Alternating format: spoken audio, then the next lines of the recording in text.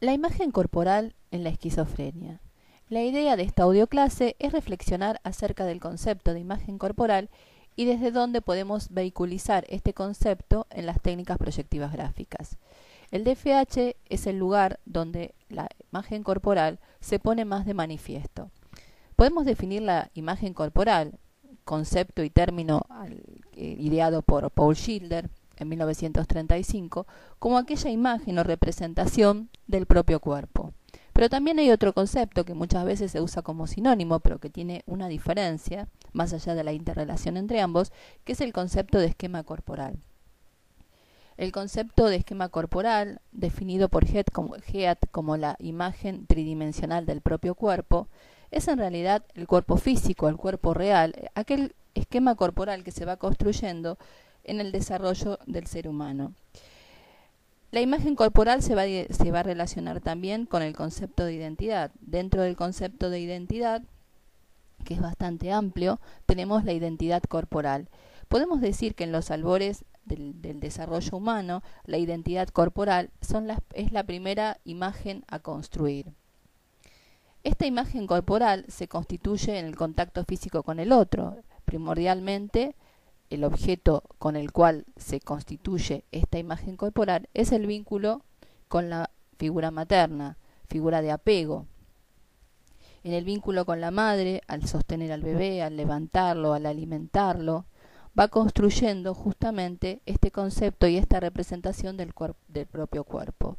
El propio cuerpo como sede de muchas sensaciones táctiles, auditivas, visuales, el cuerpo como superficie. Hay una imagen perceptual, es decir, hay una percepción del propio cuerpo, hay una imagen cognitiva respecto al propio cuerpo, que son los pensamientos y las creencias, por ejemplo, sentirse gordo, sentirse flaco. Y hay también un componente emocional. Justamente en el componente emocional, es decir, este cuerpo que genera placer o displacer, comodidad o disconfort, este cuerpo que nos transmite sensaciones, es en la esquizofrenia y en los trastornos de la personalidad, por ejemplo, como el trastorno esquizoide, más allá de algunas diferencias, y también luego aparece esta distorsión entre la imagen corporal y esta desunión con el componente emocional en las lesiones cerebrales, en los cuadros de demencias o algún otro cuadro neurológico u orgánico. Decimos entonces que cuando la persona está construyendo, graficando, digamos, el dibujo de la figura humana, está haciéndolo en base a su propia imagen corporal. Por eso, digamos, de los test proyectivos gráficos, es aquel que más moviliza, sobre todo cuando hay alguna cuestión relacionada con el cuerpo y sus experiencias y sus vivencias. Pensemos, por ejemplo, en situaciones de abuso o cuando hubo accidentes, ¿no? Bien. En el dibujo que ustedes están viendo corresponde a una paciente esquizofrénica. ¿Cuáles son las características, los signos gráficos más destacados? Que justamente hablan de esta desconexión cuerpo y emoción, el famoso fenómeno de la despersonalización. También en un grado menor, porque no es la misma estructura, en los pacientes con alexitimia, cuando, por ejemplo, tienen sensaciones en su cuerpo, un malestar, un dolor, dicen, tengo sensaciones en el cuerpo que no puedo explicar, que no puedo relacionar. Es decir, no se puede conectar a veces la emoción con el dolor o con la sensación que ese cuerpo tiene. ¿Cuáles son entonces estos indicadores?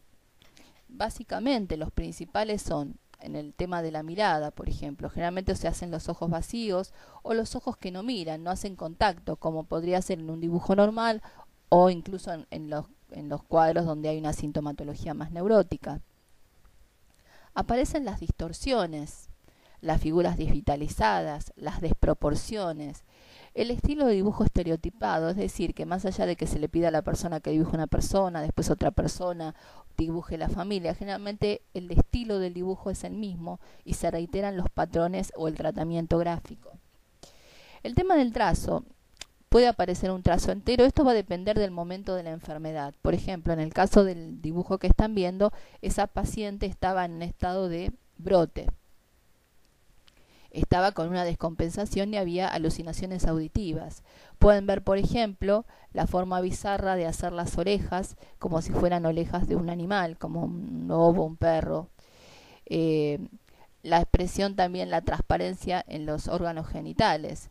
De hecho, si bien la persona le pone este nombre, que es el imaginario, siendo de sexo femenino, le pone Silvio, pero ustedes pueden ver que la figura no es exactamente un hombre, no es exactamente una mujer.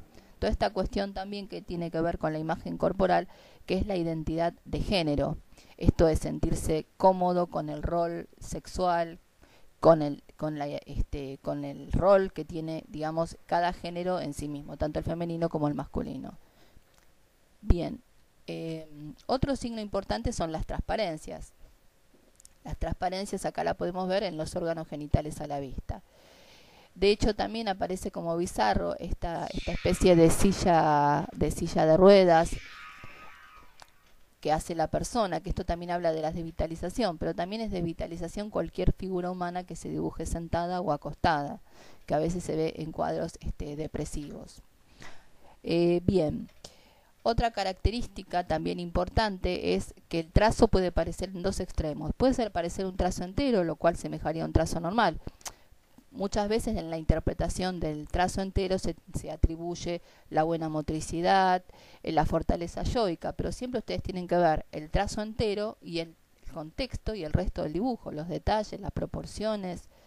El dibujo de la figura humana es uno de los que tiene más proporciones, como habrán estudiado algunos alumnos en las clases, en el sentido de que hay que medir el ancho de la cara, el largo de la cara, en relación con el tronco. Hay toda una relación a medir entre el tamaño de la cara, el tamaño del tronco, para poder especificar perfectamente el tamaño del tronco, el tamaño de las piernas, si son grandes, si son pequeñas. Es decir, que cada dibujo tiene una proporción interna. La proporción y el detalle es lo que nos va a dar cuenta el equilibrio psicológico del sujeto.